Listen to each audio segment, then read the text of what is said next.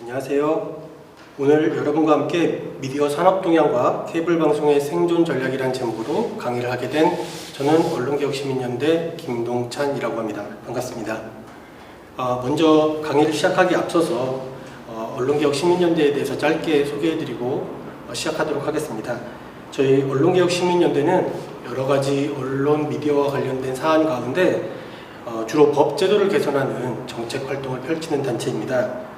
또한 언론 자유나 미디어 노동자들의 권리가 침해되었을 때도 그에 맞서서 투쟁하는 단체이기도 한데요. 희망연대 노조와도 그런 투쟁의 현장에서 만나게 되었고 연대를 강화하게 되었습니다. 그래서 이제 유료방송 활동을 앞으로 더 강화하기 위해서 작년부터는 이동훈 전 희망연대 노조 위원장님을 저희 공동대표로 모시고 함께 활동하고 있기도 합니다. 매우 반갑습니다. 저는 오늘 올 한 해 유료방송 시장에서 일어났던 산업, 정책, 동향을 먼저 살펴보고 뒤에서는 케이블 방송의 생존 전략에 대해서 이야기해 보려고 합니다. 그럼 지금부터 강의를 시작하도록 하겠습니다.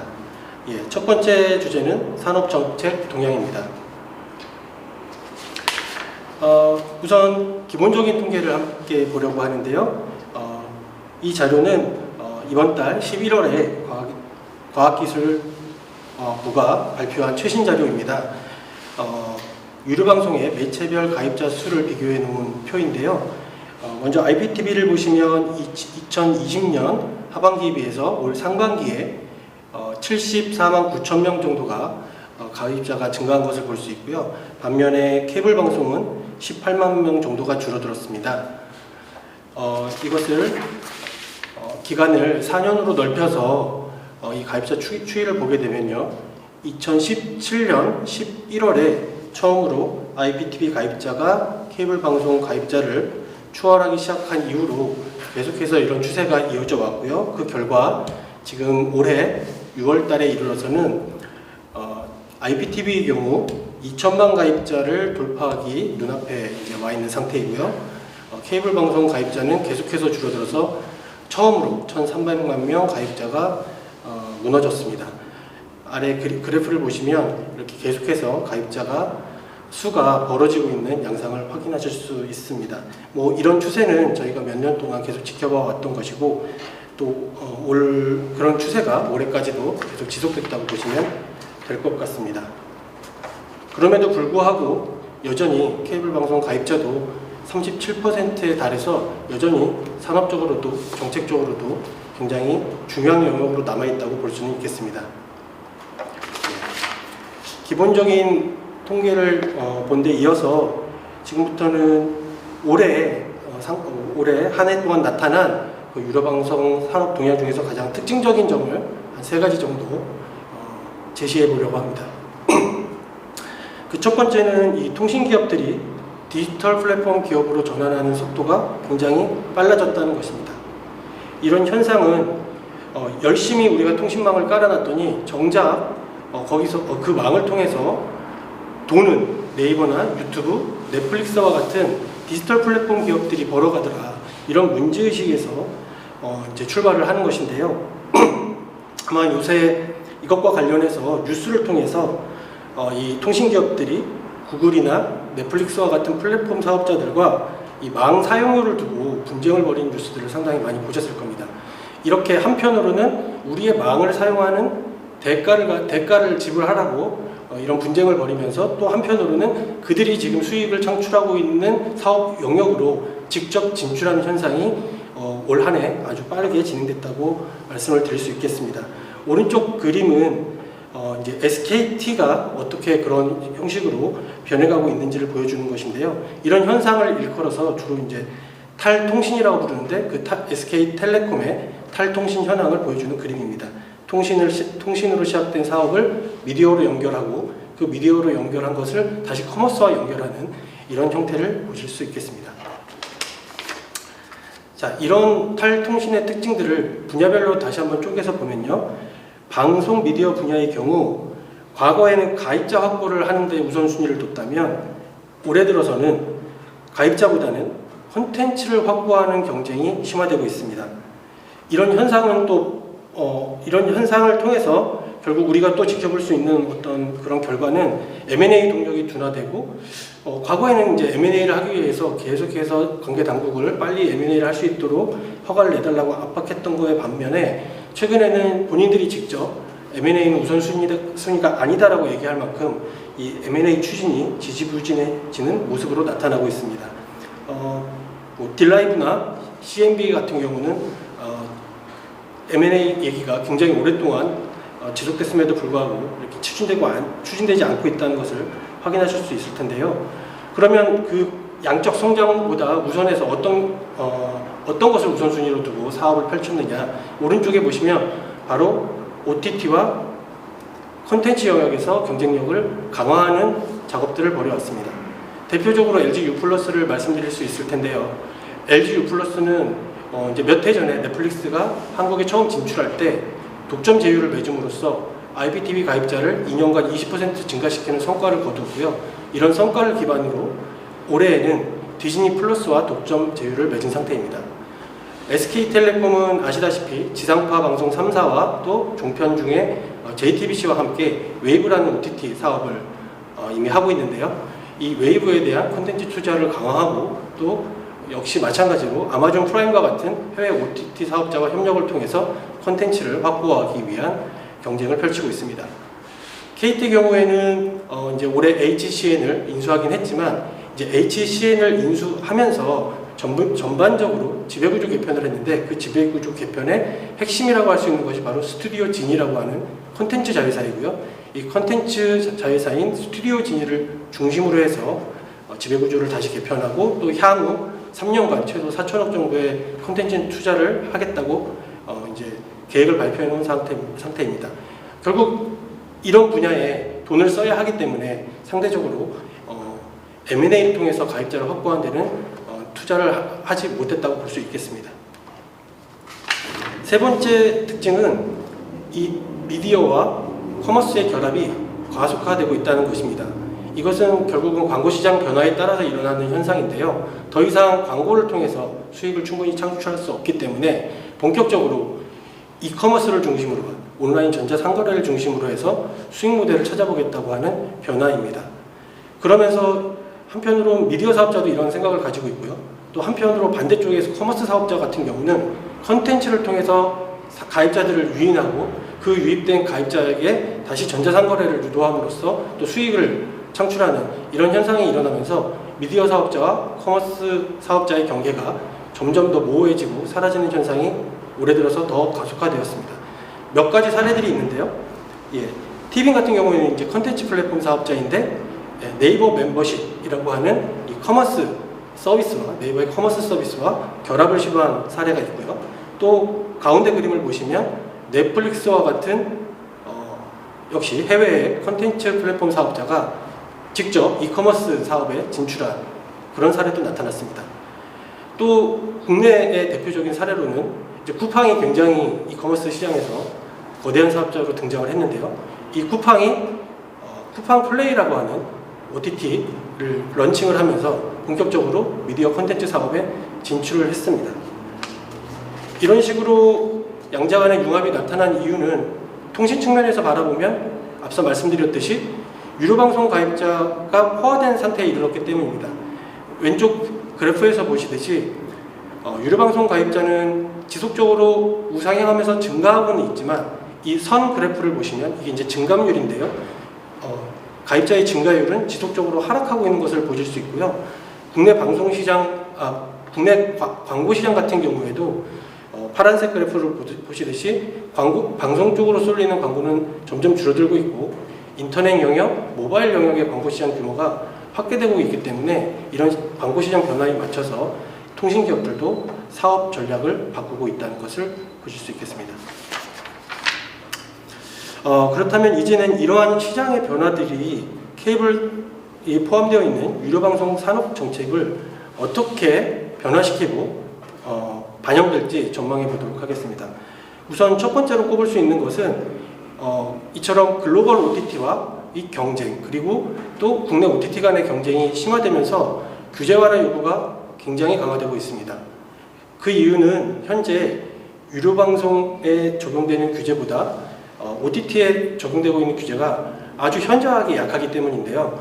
결국 이 유료방송 사업자나 통신사업자들 입장에서는 OTT와 경쟁을 하고 있는데 우리가 더 강한 규제를 받고 있는 것에 대해서 불만을 표출할 수밖에 없는 것이고, 그 결과 유료방송 M&A 절차를 간소화해달라든지 또 유료방송을 재허가하거나 또 이런 M&A와 같이 기업 결합 심사를 할 때 공공성이나 지역성과 관련된 공적 책무 규제들을 완화해달라는 요구로 이어지고 있습니다. 그리고 실제 정책 당국이 그런 요구들을 조금씩 반영하고 있기도 합니다. 또 두 번째는 이런 추세에 따라서 케이블 방송의 광역화 그리고 지역사업권 폐지가 재추진될 가능성이 제기되고 있습니다. 더 이상 이런 것들이 시장 환경에 맞지 않기 때문에 정책 변화를 해야 된다는 요구가 강해지고 있는 것이고요. 이제 반면에 이런 지역사업권 폐지 등에 따라서 지역성이 약화될 수밖에 없기 때문에 정책 당국 같은 경우는 그런 점들을 고려해서 어떤 지역성을 최소한 유지하기 위한 어떤 수단으로서 지역 채널 정책을 어떻게 바꿔나갈지 굉장히 고심을 하고 있는 중입니다. 자, 세 번째로 들 수 있는 것은요. 앞서 말씀드렸듯이 이제 이 콘텐츠 경쟁이 심화되고 있는데 이 콘텐츠 경쟁의 심화가 케이블 방송의 공공성 약화로 나타날 우려가 있다는 것입니다. 결국 콘텐츠 경쟁이 심화된다는 것은 그만큼 콘텐츠 사업자의 영향력이 상승할 수밖에 없는 것이고요. 결국 가격 경쟁력에서 우위를 점할 수 없는 케이블 방송 같은 경우는 콘텐츠 협상에서 계속해서 불리한 위치에 놓일 수밖에 없고, 결국 콘텐츠 경쟁력을 확보하지 못하면 수익성의 약화로 이어지고, 이 수익성이 약화된 결과 공공적인 책무를 수행하는 분야부터 사업을 줄여나갈 수밖에 없게 되거든요. 결국 이런 메커니즘을 거쳐서 공공성의 위축이 나타날 우려가 커지고 있습니다.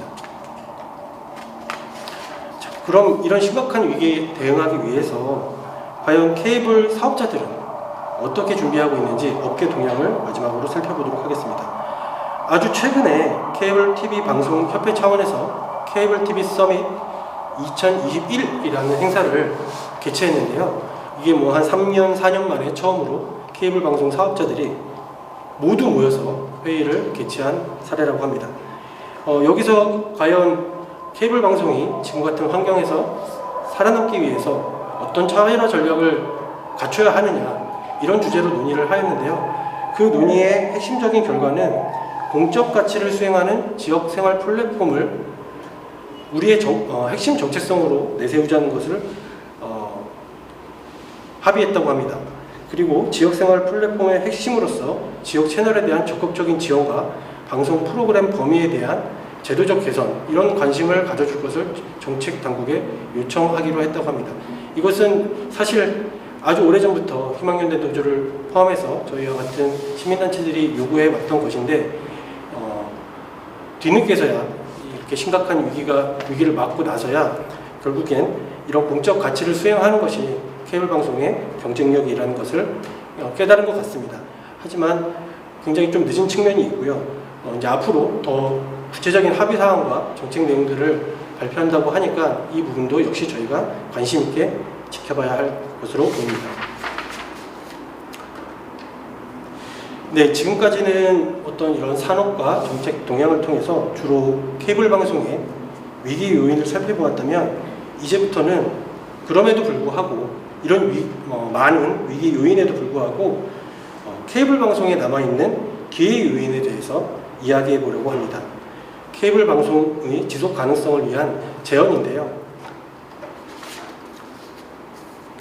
자, 그러면 케이블 방송에게 남아있는 기회 요인은 무엇일까? 그것은 바로 지역 미디어가 여전히 중요하고 필요하며 가능성이 많다는 것입니다. 첫 번째, 케이블 방송의 기술적인 측면의 가치는 축소된 게 분명합니다. 하지만 그와 반대로 오히려 이런 상황 속에서 지역 서비스와 지역 콘텐츠의 생산 주체로서 지역 기반 미디어가 가지는 공공적인 가치는 오히려 증가하였다는 것입니다. 그리고 두 번째, 앞서 말씀드렸듯이 디지털 플랫폼 독과점 시대가 도래하면서 지역성의 위기가 심화되고 있고, 이것이 결국은 우리의 민주주의를 위협한다는 위기의식이 우리뿐만 아니라 전 세계적으로 고조되고 있다는 것입니다. 이에 따라서 우리뿐만 아니라 해외에서도 어떤 지역 뉴스와 지역 정보 생산을 위한 정부의 역할, 그리고 대규모 플랫폼 기업들, 어떤 이런 이익을 독점하고 있는 대규모 플랫폼 기업들의 공적 책임을 부과하는 문제가 굉장히 중요한 관심사로 떠오르고 있습니다. 또 세 번째 기회 요인은 어떤 이런 지역에 대한 밀착감과 소속감, 정서적 그리고 사회적 유대감이라는 것이 디지털 시대에도 여전히 우리에게 필요하고 그것이 차별화된 경쟁력이 될 수 있다는 것입니다. 이 세 가지 요인별로 어떤 신뢰들이 있는지를 하나씩 살펴보도록 하겠습니다. 먼저 지역성의 가능성이라는 측면인데요. 여러분들도 많이 이용하고 계실 거라고 생각하는 당근마켓 사례입니다. 당근마켓은 중고거래 사이트이기도 하지만 지역 커뮤니티 플랫폼을 표방하고 있는 기업입니다. 2016년 사업을 시작한 이래로 현재 가입자 수가 2,100만 명에 달하고요. 연간 거래 추정 건수는 2016년 46억 건에서 작년에는 1조 건으로 이렇게 상승할 만큼 굉장히 사업적인 성공을 거두고 있는 기업 모델입니다.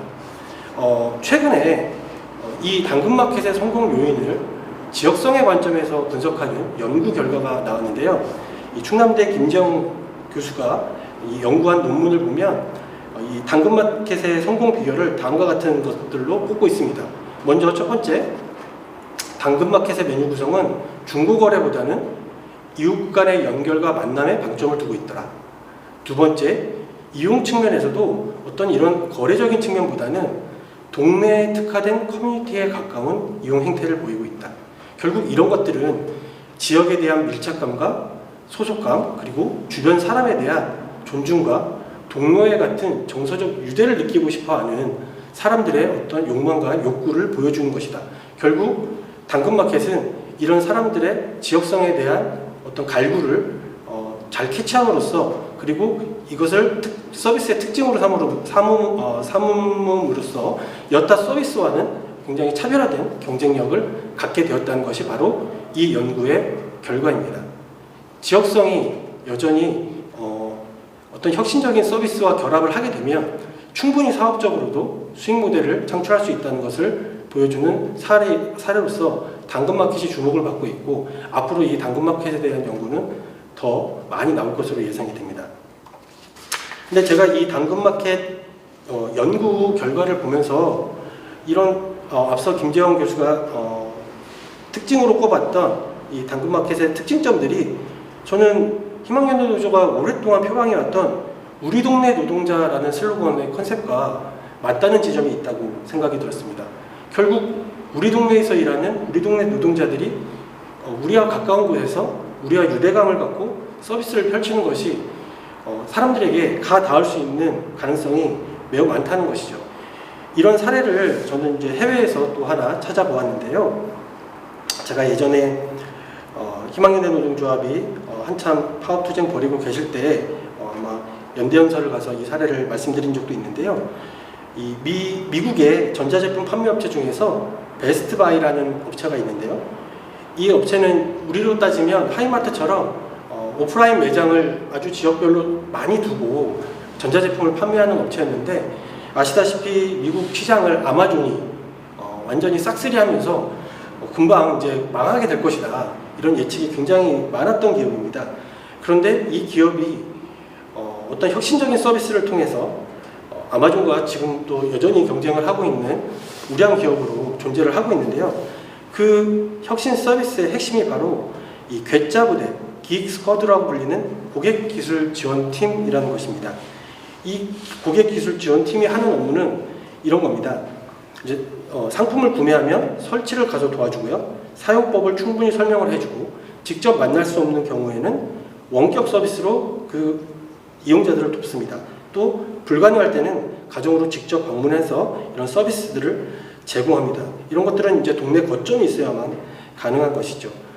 이 지원팀은 단순히 상품을 구매한 고객에게만 이런 서비스를 제공하는 게 아니라 상품 구매를 계획하고 있거나 좀 바라는, 내게 필요한 상품이 무엇인지 궁금해하는 고객에게도 굳이 그 상품을 사지 않더라도 찾아가서 무료로 상담을 하는 서비스를 제공합니다. 결국 이 과정에서 이 기업은 두 가지를 획득하게 되었는데요. 첫 번째는 고객의 신뢰입니다. 그 고객의 신뢰를 기반으로 오랫동안 이 서비스를 가입해서 유지하는 기간을 늘림으로써 어느 정도 기간이 지난 후에는 더 많은 상품을 구매하는 효과로 나타났고요.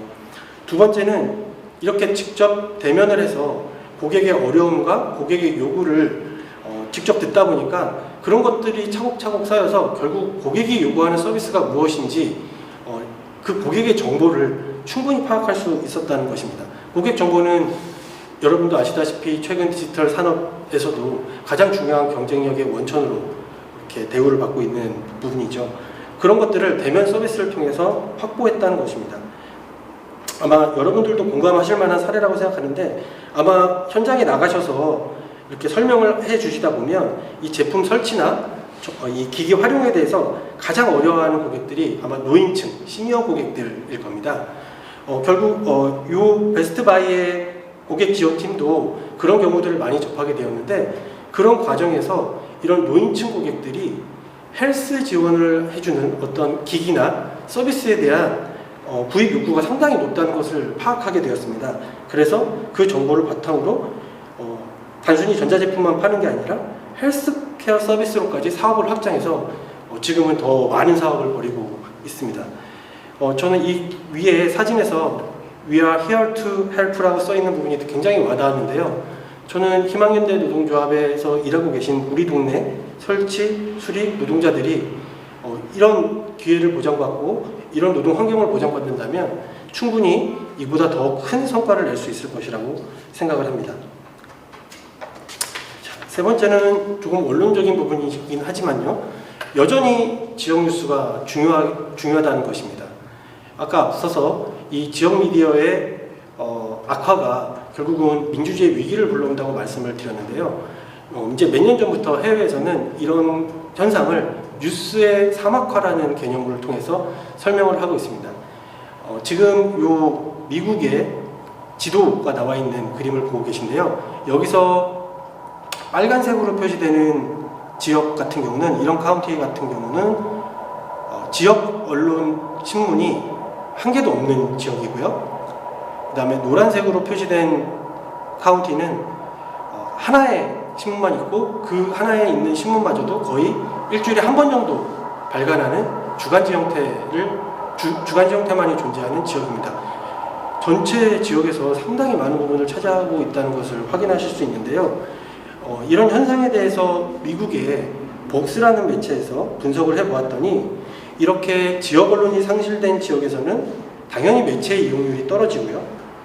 이때 당시 이제 미국의 선거 기간이었는데 트럼프 지지율이 굉장히 높게 나오고 단순히 이제 누구를 지지하느냐의 문제가 아니라 이런 지역에서 인종주의와 같은 극우적인 사상에 대한 지지도 상당히 그런 현상도 상당히 높게 나타나더라는 것입니다. 그리고 결과적으로 최종적으로는 이 지역의 선거에서의 투표율도 상당히 떨어지는 것으로 나타났습니다. 그래서 결국 지역 미디어, 디지털 시대가 도래하면서 지역 미디어들이 점점 사라지고 있고 그것을 뉴스 사막화라는 현상으로 나타나고 있는데 이런 지역에서 민주주의 위기가 발현되고 시작되고 있다는 것입니다. 그래서 이미 해외에서는 이런 지역 뉴스의 위기를 극복하기 위해서, 이런 한계를 극복하기 위해서 여러 가지 시도들이 이루어지고 있고 그것은 공적 영역에서도 이루어지고 있고 어떤 이제 민간 영역에서도 이루어지고 있는데요. 그 한 가지 사례를 가지고 와봤습니다. 제가 지금 같이 보고 계신 사이트는 로컬 뉴스 매터스라고 해서 이 사이트 이름 자체가 지역 뉴스가 여전히 중요하다라는 가치를 표방하고 있는데요. 보시다시피 이제 모바일 같은 본인의 모바일에서 위치 설정을 하게 되면 이렇게 지도상에 자기 위치를 중심으로 해서 주변에서 어떤 지역에서 과연 어떤 중요한 사건들이 일어났고 사고가 발생했는지를 이 지도상에 표시해 줌으로써 손쉽게 내가 위치한 주변의 중요한 지역 뉴스들을 볼 수 있게끔 하는 이런 서비스입니다. 이런 서비스에 대한 어떤 관심이 전 세계적으로도 굉장히 높아지고 있다는 것입니다. 그리고 아마 이 영역에 대한 정부 차원, 각국 정부 차원의 정책도 계속해서 발전될 것입니다. 지금까지 지역 미디어가 심각한 위기에도 불구하고 어떤 기회 요인을 갖고 있는지 살펴보았는데요. 그럼 마지막으로 다시 한번 정리를 해보도록 하겠습니다. 말씀드렸듯이 디지털 시대는 지역성의 위기를 초래합니다. 하지만 오히려 그런 위기를 통해서 우리는 지역 미디어가 여전히 중요하고 필요하다는 것을 일깨워주고 있습니다. 자, 그래서 따라서 저는 우리가 앞으로는 좀 더 당당하고 강력하게 정부와 사측에게 더 강한 지역성, 더 높은 지역 서비스, 더 많은 지역 콘텐츠를 생산할 것을 요구해야 한다고 생각합니다. 이를 위해서는 저는 개인적으로 이 케이블 방송이 지역 뉴스 채널로서의 정체성을 보다 강력하게 확립해야 된다고 생각하는데요.